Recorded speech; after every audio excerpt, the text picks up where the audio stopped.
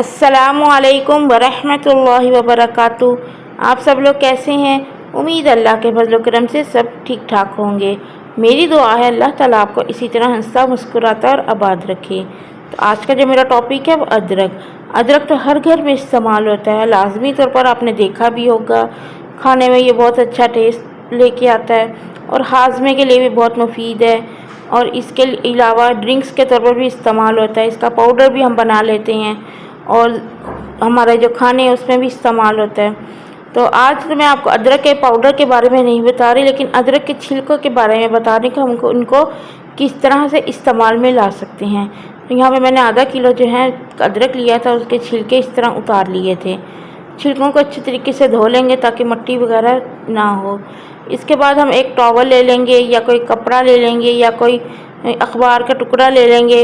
तो उसको हम प्लेट के अंदर बिछा लेंगे, इसको धूप लगवा लेंगे एक दिन के लिए। अगर धूप नहीं है तो आप पंखे की रोशनी में, पंखे की हवा में भी इसको सुखा सकते हैं।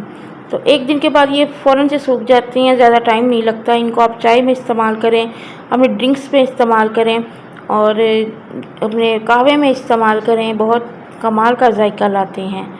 कैसी लगी आपको ये टिप्स? मुझे कमेंट्स करके लाजमी बताइएगा। अपना ख्याल रखिएगा। अल्लाह हाफिज़।